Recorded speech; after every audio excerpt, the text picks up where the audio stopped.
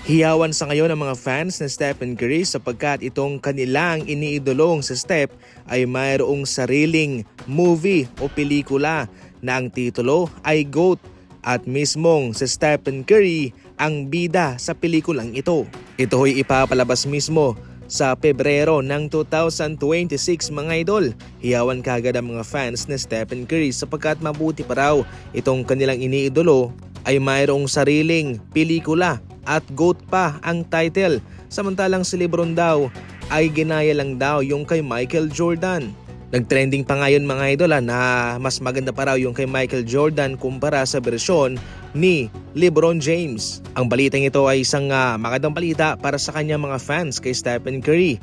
Gayunpaman, baka mayroon ding ilalabas na pelikula soon itong si LeBron James at ano kaya ang magiging title nito. Ang kwento ng pelikula ni Stephen Curry ay patungkol sa isang kambing na gustong pumasok sa isang malaking liga bilang isang profesional na manlalaro. Pero syempre marami siyang mga pagsubok na kakarapin dyan.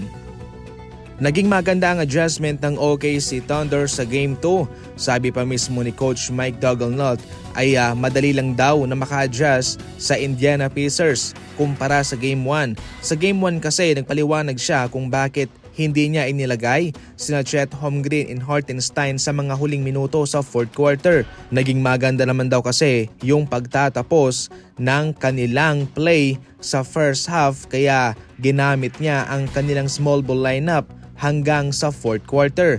Pero sa Game 2, kanyang ibinalik na sina Holmgren and Hartenstein at nagtagumpay naman sila. Para sa Game 3, ating abang naman kung ano kaya ang magiging adjustment dito ng Indiana Pacers laban sa OKC.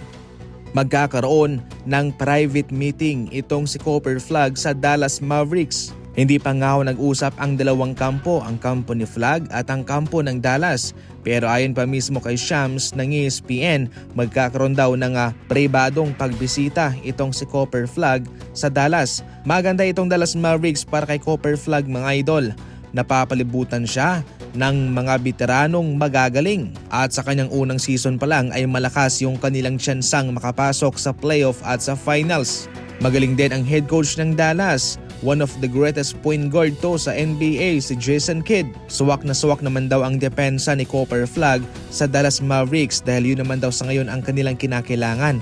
Mapa-improve ang kanilang defense. Maliban dyan, kahit na hindi man siya magiging main man kaagad, maganda naman yun sapagkat marami siyang matutunan sa mga veteranong star player doon. Ito ho'y magbibigay sa kanya ng mahabang oras para mag-develop, para matuto, maghanda sa tamang panahon para siya naman ang manguna sa Dallas Mavericks.